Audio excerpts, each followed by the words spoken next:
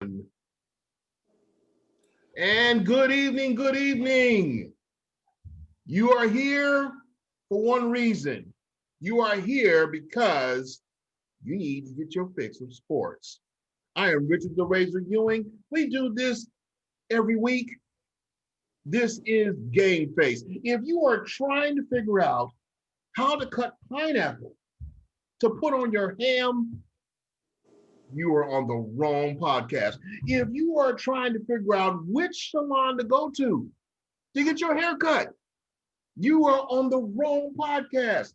But if you need insight on Bay Area sports here in the San Francisco Bay Area, you just put your GameFace on. And if you need insight on sports across the nation, you have your GameFace on. Welcome. I'm Richard the Razor Ewing. I'm here with my co-host, Mike the Shu Shumann. Mike, what do we got? Well, it's, I don't want to say kind of a sad ending, but the 49ers officially eliminated from the playoffs. So the revenge tour is officially over. Raiders still have a shot. San Jose State's the best football team in the Bay Area. In the Bay Area, yeah. They won the Mountain West Conference for the first time ever because, they haven't won it while they've been in it. So great win over Boise State. We'll talk about that, look ahead to the Niners, and, of course, the Warriors take on Kevin Durant and the Brooklyn Nets tomorrow night to open the NBA season. So we've got a full play here on GameFace, and I'll start out. Let me get the business out of the way. You and I were talking. I've turned on the TV today. There's a bowl game on already. So season end is Sunday. We got bowl games on Monday. All right, NFL's winding down. We're going to the playoffs while the NBA and college basketball are back. NFL and college football playoffs are right around the corner. With all these sports going on, there are plenty of bets to lock in. So if you're thinking about picking the Lakers to repeat, I know you're not, or someone to upset Patrick Mahomes and the Chiefs, you need to go to Bet Online AG. And I took a week off last weekend. Didn't put any money down. But for game spreads, totals to team, player, and coaching props, BetOnline gives you more options to wager than any place online, and there's always the online casino as well. It never closes. So head to BetOnline AG. Take advantage of all the great sign-up bonuses. Again, that's betonline.ag. Sign up today. BetOnline, your online sports book expert. All right, I'm going to start off with a little quote from one of my all-time favorites, Lowell Cohn, who wrote for the Chronicle for years, Santa Rosa Press Democrat. He covered the Niners when I played. Afterwards, his son Grant now covers the 49ers. So here's Lowell's quote on Twitter. Shanahan made a mistake by telling Mullins to throw the pass that led to the second interception. Did not account for the safety and play design. Now, of course, Shanny doesn't tell Mullins to do that. Shanny is like Mullins. They are analogies for each other. Good until the crisis moment. Maybe Shanny is a backup head coach like Mullins is a backup. Have you ever heard that? Never. It was like, I saw that. I go, only Lowell would come up with that. I mean, his son Grant might have, but this is what made Lowell so interesting. Yeah. And then goes on. Here's some more tweets. Shanahan's like that guy in baseball. Hits 350 in the AAA, gets to the majors and hits 210. He's too good to be an offensive coordinator, but he's not a great head coach. So these are now all coming out after, of course, that last loss. So let me get this one more. Well, Nick Mullins is like Pedro Feliz. He'll hit 22 home runs, but 16 are going to come in the seventh inning when you're down 8-1. It's like, damn. I mean, Twitter is so hateful. But, there's been talk about Shanny, great offensive mind, but does he motivate his players? Does he, is he a good game manager? I've talked about this all year. And let's go back. They wouldn't trade Nick Mullins in the offseason. They thought he was that good of a backup.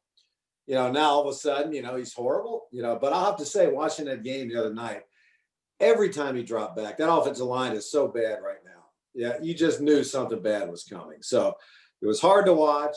Kind of an appropriate ending to just a horrible season. I think they had 24 guys on injured reserve. They have 40 free agents coming up. It's just, normally you have a Super Bowl window. It seems to be closing really quick. So, first of all, let's start off with Shanahan.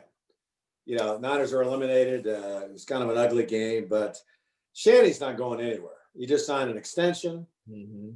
I even heard some that said Robert Saleh should be the head coach and Shanny his offensive coordinator because Saleh knows how to motivate players. And I think Shanahan, a lot of times, I could see it be offsetting as a player, where he's not standing up for his mistakes. He's kind of not blaming the players, but he won't take accountability himself. Right. So there's a lot going on there in that locker room that might not bode well. I was talking to you. I said, 5 of the last 6 seasons have been losing records. Let's not forget that. They went to the Super Bowl last year with a lot of breaks, no injuries, and, things just didn't work out. But a lot to digest here with, just 2 games left.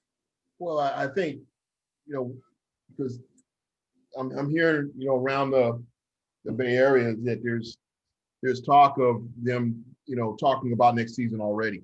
Okay, because oh yeah, as you stated, I mean, this season is just about over. But I think, really what needs to happen is Cal needs to figure out exactly how he's going to really restructure, okay, what they're doing. And when I say restructure, I mean put it to a point where your game plan basically will work because you have the personnel on the field to make it work, okay? In other words, he's talked about the possibility of going with Garoppolo. Well, we know Garoppolo is a stand in the pocket, drop back quarterback, okay? He's not a mobile quarterback. Okay, well, if you do that, okay, you got to have a good offensive line. Otherwise, no matter who you put back there, it's not going to work, okay? Now. And none of their quarterbacks are running quarterbacks. No. But this is the other thing. The other thing is if you switch it up and decide, well, you know what? We're gonna not keep Garoppolo, okay? We're gonna let him go, and we're gonna get a mobile quarterback. And if we do that, guess what? You still got to make sure you got to have the personnel to make it work. You have Raheem Mostert, you got Jared McKinnon, and you got Lewis. And my point is, no matter who you run right now, it doesn't matter. You don't have the pieces up front to make it work. Okay, you got to have that. If you don't have it, your game plan is not going to work. Okay, now this game against Dallas was a game that really, at the end of the day, they just handed it to them. Because really, when you look at it and you look at the stats, and you look at Dallas as a whole, Dallas should not have won that game. No. Okay, Dallas won the game because of San Francisco's miscues. The game was tied. It was tied. Even when they were down by 3, when it was 27-24, it was still a winnable game, okay? And the thing that bothers me the most is that once again, here's an opportunity for Kyle to shift a little bit. An opportunity for him to say, okay, you know what? No, Let's pull Mullins now. Pull him out. Bring CJ Beathard in. And even after all of that, even if they would have lost with CJ Beathard at the helm, and some reporter would have came to him afterwards and said, well, why did you pull Nick Mullins? He could have stood his ground and said why, and it would have we would have all accepted that. We would have said, well, you know what? Good reason for pulling him. Why? Well, because after that last interception, the last 6 games, he's thrown 6 interceptions. That's why you pull him, okay? And that's why you go with Beathard at this point. But he didn't even do that. He just let it continue. And it's just like, you have to look and say, okay, what you had stated about him, he will not accept, the responsibility as a head coach, man. You got to learn to drive the team. You can't just sit back and let my game plan. It's like, dude, your game plan isn't working. You have to learn how to change. And make adjustments. Make adjustments, yeah. I just didn't see that. All right, you talk about, and we talked about it last week, that, he either gets rid of Jimmy, brings in a veteran quarterback, drafts one, stays with Jimmy, and Babe Laufenberg played in the league for years as a backup quarterback. Kyle Shanahan, this is from him, 22-8 with Jimmy G as his quarterback, 6-26 with all others. And playing quarterback, Babe said, is not brain surgery. It's more difficult than that. I can find 5 good brain surgeons in San Francisco. They can't find 2 quarterbacks there. Wow. I was like, wow. Wow. I mean, there's some stuff, like you said, I think Nick was responsible for 17 points each of the last 2 games with his turnovers. Yeah. And then the Niners had several more. So, part of that, too, at the end of the year, you're pretty much out of it. Your focus isn't there. You're just trying to get to the end of the year. But as I said last week, NFL teams don't tank, so their draft picks about 5. If they lose out, they'll be like a 5th to the 7th draft pick. So you can find a pretty good player right there. Yeah, but once again, where do you go? Do you go? That's just it. Yeah. Do you go with a quarterback, or do you do something with that offensive line? Well, they need a center and guards, and and even McGlinchey at the right tackle, he's been thrown around like a rag doll lately. So all of a sudden, 4 of their 5 spots on the offensive line maybe need to be filled, and they've drafted a defensive lineman over the years. I think they're pretty set there, although they could use an edge rusher because D Ford won't be back. Bosa will be there, and Eric Armstead might be a better player with Bosa in the lineup. So I'll just throw this away as a bad year for him and give him one more shot. So a lot to be determined. I think they have, literally close to 40 free agents on that team. And it's just going to be insane, and the cap's going to go down lower. So the biggest decision, though, has to be a quarterback. What are you going to do? Well, this is the other part of it. The other part of it, we saw yesterday on defense why Uncle Sherm, Richard Sherman, knows that he's not coming back to San Francisco next season. Okay, I mean, he couldn't keep up with anybody yesterday. I mean, that was just it was ridiculous to watch. I mean, it got to a point of while where you literally wanted somebody to walk over and say, "Hey, man, come on off the field, man. Come on off. Well, come on off, man." He was left holding his jock strap. Pollard put a move on him. Yeah, and he can't cover. I mean, the joke was he's auditioning for next year to make $800,000 instead of $9 million, and he was playing like an $800,000 cornerback. So right, but you pick him up at even at that price. He's not, in my opinion. I don't. You got your $9 million. Go, and guess what? Who is going to pay him $800,000? Nobody. He's done at cornerback. He might be able to play safety, but maybe safety, yeah. But even then, it's time to move on. You got all these young players there. Witherspoon started yesterday, played a decent game. Yeah, he did play a decent game actually. And the last 2 games, whether Kyle likes it or not, he needs to start looking at his younger players. Yeah. CJ Beathard, I don't think he'd put him in there because he just knows he's gone. So why even give him a look? Let's let Mullins continue to develop. And I don't know. And a running back, do you want one stud running back, or you want to keep doing it with 3 or 4 like this? Mostert can't stay healthy. Jeff Wilson Jr., I love him. He got injured too. Jet McKinnon just can't take the pounding of it every down back. So, and Tevin Coleman won't be back next year, nor will Jet McKinnon. So a lot, from a team that was just in the Super Bowl last season, it's like they're going to have to blow up this whole team. Yeah, probably. But what? I still got to point this out. I know you're going to hate me for doing so, but I got to point it out. Okay. CJ Beathard gets put in, throws up the Hail Mary, and who makes a catch?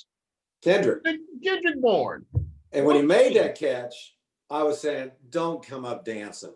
He lost the game. And he showed me, so I get a little more respect for him. He was very professional, didn't do his little thing he does normally, just kind of ran off. So but once good again, for him. And then Beathard threw that thing 70 yards in the air. Yeah, at least. But this is the thing.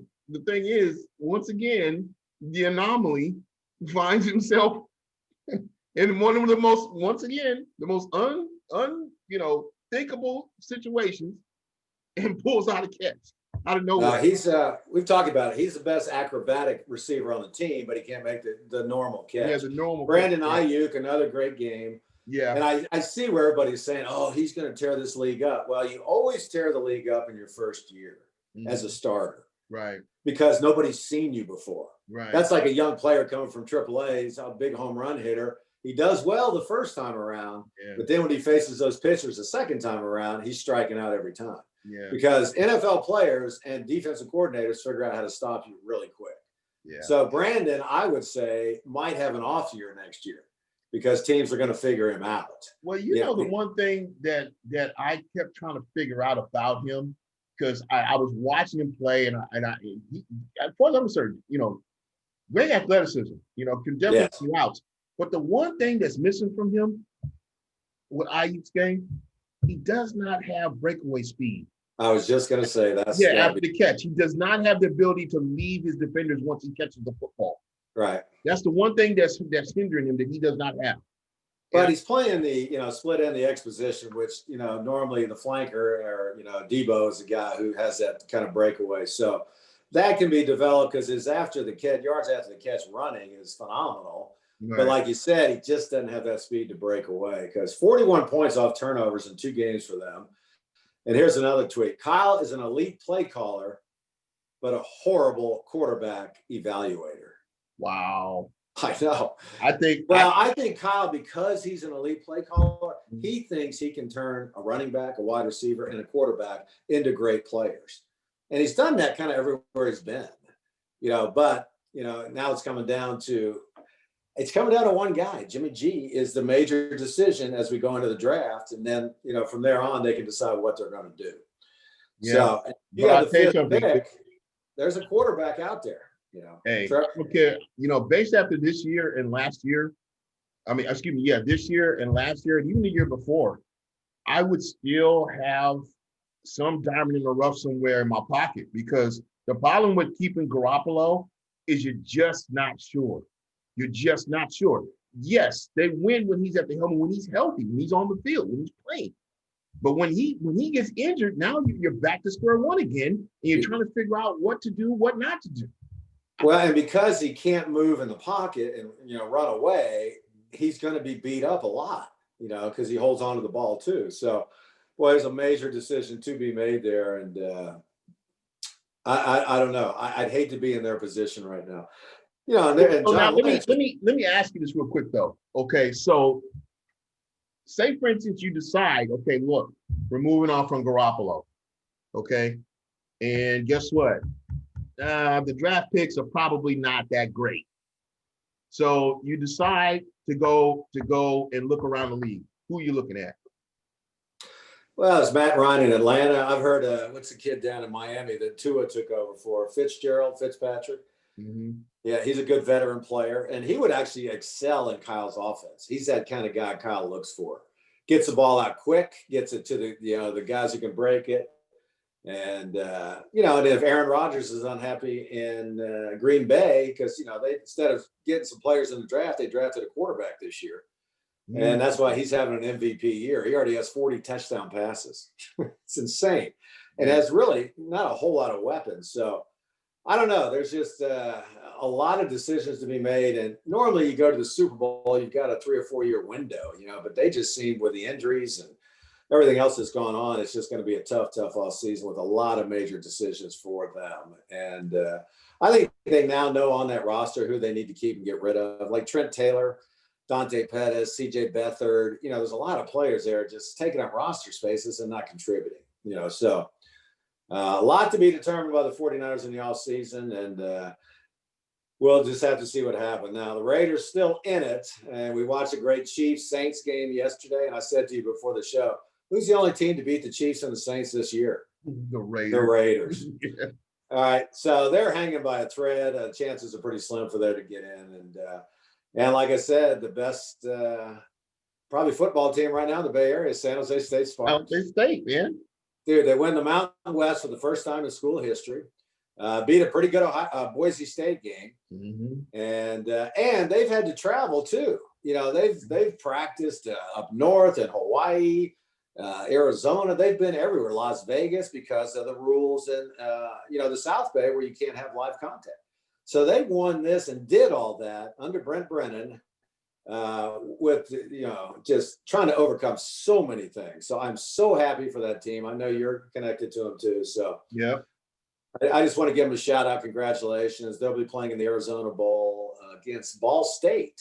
Yeah. David Letterman's alma mater. So, so congratulations to San Jose State. And I watched that entire game. It's pretty impressive. Defense flies, good quarterback, good skill positions. Derek Deese, a former 49ers son, is a tight end on the team. So it was just fun to watch him. It was my first gig when I got out of football, calling the San Jose State games. So I've always had an affiliation with them, and I'm just real happy for them. Well, I'll tell you something else. I think what was really cool is that you looked on Twitter because they got a pretty cool Twitter page right now for San Jose State and for the Spartans. But there is a video of the entire team singing in unison, "Lean on Me." Wow. I mean, it's amazing. You got to see it. It's amazing to watch. I mean, they're all in unison. Everybody's in sync. You can hear they're all into it, man. I was like, wow, man. It's amazing to watch. And really, you got to tip your hat to Mr. Brennan because he's done really just a phenomenal job with that program. And like you said, they've never won the Mountain West Division before. That's never happened. So for him to pull that off, obviously he has united those kids down there. Amazing job by Mr. Brennan. Like I said, hey, message sent, okay? Unfortunately, with this, his name's coming up for some head coaching vacancies. So I hate to see the school losing. Well, that's been the situation in San Jose State their entire history of football. Yeah, they can't. It's a great first stop for a head coach, and yeah, it's a launching pad to the next one. So, but with that said, let's just congratulate him on this year. Good luck in the Arizona Bowl. Right now, I think the big subject for you is the Golden State Warriors tip off tomorrow night against Kevin Durant and the Brooklyn Nets. So, and whoever was scheduled the NBA, they're going, oh, this will be good. This will be good. Let's put Durant against the Warriors in the first game of the year in Brooklyn. Wow. So, anyway, and there's talk that James Wiseman, the 7-foot rookie out of Memphis, may start. And Steve Kerr was, I don't know if he was joking or not on Twitter today, but they said, why not go against the best in your first game ever? Because they put him on Durant. Wow. Because Warriors don't, because Draymond is not playing, and you said a foot injury. No, he's got a strained foot. He won't play. They did an MRI on him, but the MRI came back negative. So he's all right. It's just that they don't want him to injure it even worse than what it is. That'll be an issue all year in the NBA. A foot. I'm sure it will. And they just don't have anybody to match up with KD. Think about it. They talk about Pascal, and he's only 6'6". Yeah. I don't know. It's going to be interesting. I mean, KD might just have his way. It'd just be a track meet. Steph, KD. So. Yeah. But I watched them the other night, and they're kind of we've been talking about it. They need to replenish the bench, which they have. And it's just kind of fun. Kelly Oubre, he's a fun guy to watch. He's a player. He's an athlete. And these younger players are also hungry. I think they can make up a difference. So I think it's going to be interesting to watch. I still think they're an 8 seed at best. And without Draymond early on, it'll be interesting too. And to see if that becomes a season-long injury. So I don't know. What's your feelings about Brooklyn? I don't know, because KD, we don't know what he's going to do.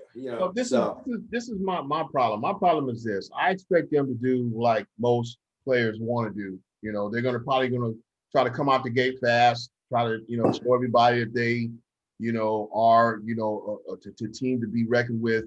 But I think as the season wears on, I think you're going to see some burnout, okay? Because the one thing that KD and Kyrie do need to consider, and you may see some burnout even from Golden State side, okay, is that players are not in their 20s, okay? All right, they've been playing for a while now, and I think that it's easy to come out and show what you can do, but as the season wears on, you're going to be tested, okay? And I'll tell you something, you're in the East, so they got to play against the Bucks, they got to play against the Celtics, they got to play against some pretty decent teams in the East, and the 76ers they're not going to be a joke anymore, okay? They actually got a pretty decent squad over there. So this game is a game, well, they'll probably try to come out as hard as they can. They'll probably try and beat Golden State, and that's great. But once that regular season starts and they get out there and then you're looking at 20, 30 games, it's like, now all of a sudden, now we're going to really see who you really are. Okay, now we're gonna find out, because I'm going to tell you something. Kyrie, I don't know, man. This guy is kind of a strange dude, man. I'm trying to figure him out, man. He's a different cat. Yeah, did you see him? He's burning sage on the court. And I'm just going, and I get it. It's part of worship or whatever. But dude, You're playing basketball right now, okay? You want to burn sage, you're supposed to do that when you out worshiping somewhere, if that's what you're going to do. But like I said, he just seems like a strange dude. And I don't know if that relationship is going to meld as great as everybody thinks it is. Well, yeah, it'll be interesting. Like anytime a new player, a superstar comes to your team, you got to find a way to work him in. But you know what they have to their advantage, if you ask me, Steve Nash, their head coach. Never been a head coach, no experience, but he watched what Steve Kerr did for the last 5 years with the Warriors. And I think he'll be like Steve. He knows how to manage egos and players, but will he be an X and O guy on the court? Yeah, that's the beauty of basketball. You can bring in somebody to do that for you.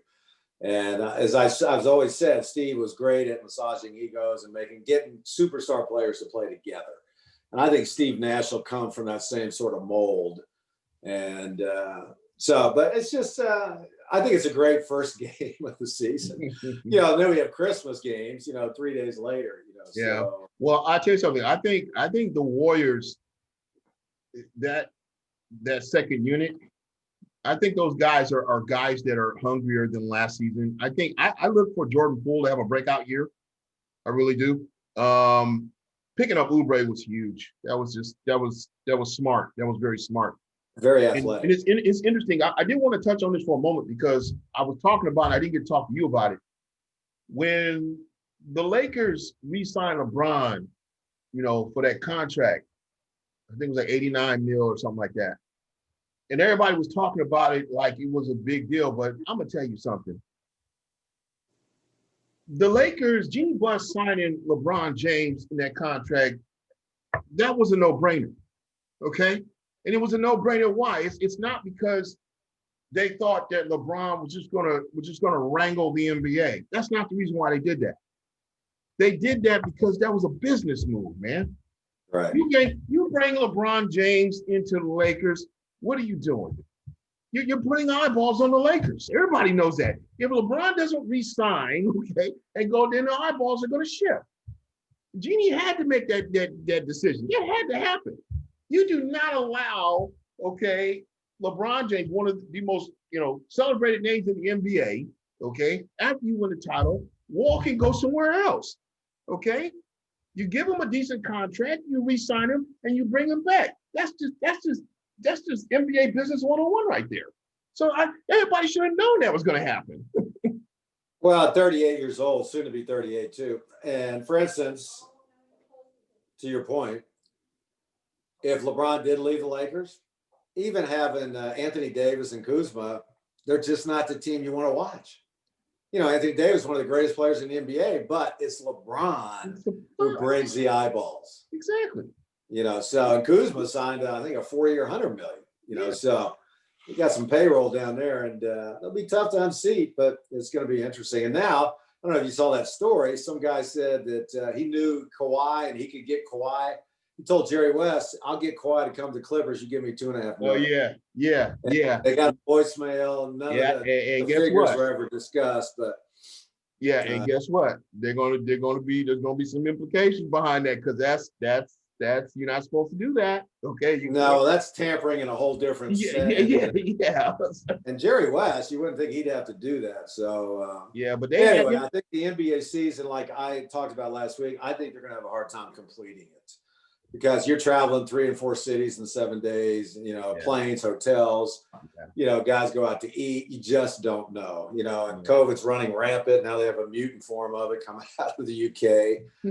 So, and I saw where Silver, the commissioner, said he's not going to jump the line to get a vaccine. Yeah, he's not. But he'd like to get his players, because all these politicians who were downplaying masks, downplaying COVID, are now jumping in front of the line to get the vaccine. I say take away their salary, take away their health benefits, and see how they live on $600 stimulus a month. Yeah. Such BS. So anyway, going to be an interesting season if they can pull it off. And it's just kind of exciting. I might watch that first game of the NBA, and then after that, I'll probably lose interest in the playoffs. So, okay. And they're already having issues in college basketball. Well, I'll tell you something. I've been an avid fan of the NBA for many years, so I probably won't watch a lot of the games just because, like I said, I am a fan of the NBA. Right. But I think you're right. I think, this whole COVID-19 problem is a problem that's not going away fast, and it ain't going away fast enough for all of us when you think about it. Right. If they're thinking that they're going to be able to have a regular season, obviously they're fooling themselves. It's true the vaccine is here, but the reality of the matter is you're not jumping the line. You're going to have to wait to get the vaccine. The season's about to start, so guess what? You're going to have certain games are going to have to be altered.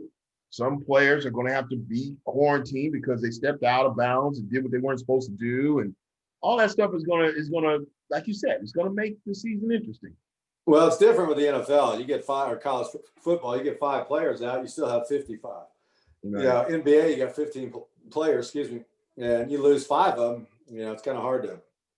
All right, before we go, Kevin Green, a longtime NFL player with the Steelers and defensive end, just terrorized quarterbacks. 15-year career, died today. Didn't say what, but only 58 years old. Wow. And let me just say this to people out there. The average lifespan of a player who plays 4 years in the NFL is 53 years old. 53.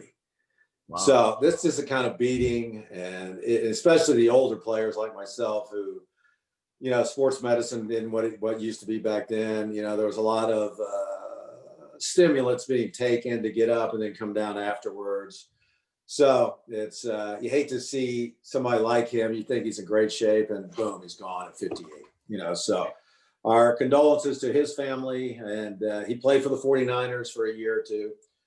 So he's a great guy, great with the media, and gone at 58. It's your age, gone. Yeah, that's just a shame. I remember him when he was with the Steelers, and really just in my opinion, just a hustler, if you will. Yeah. When you on the football field, Right. You couldn't beat him because he just out hustled you. Exactly. It gave us fits when he was playing with the Rams. Okay, Right. It gave the Niners fits. Interesting too. For the first time since 1942, the Rose Bowl is going to be played outside of California in Irving, Texas, Right. because of the guidelines regarding COVID-19. They're playing at Cowboy Stadium, and this year. It's one of the playoff games. It's a semifinal game, the Sugar Bowl and the Rose Bowl. Right. So they'll be playing in Dallas and New Orleans. So yeah, it's going to be interesting. And I can't believe Ohio State got in with 6 wins. So, and then Debo, the head coach is Clemson. They have a coaches poll. He ranked Ohio State 11th. Wow. And he put 6 more teams ahead of them. And Clemson, I think, is facing Ohio State in the first round. And Alabama gets Notre Dame, who, Clemson beat them 34-3. Does Notre Dame belong in there?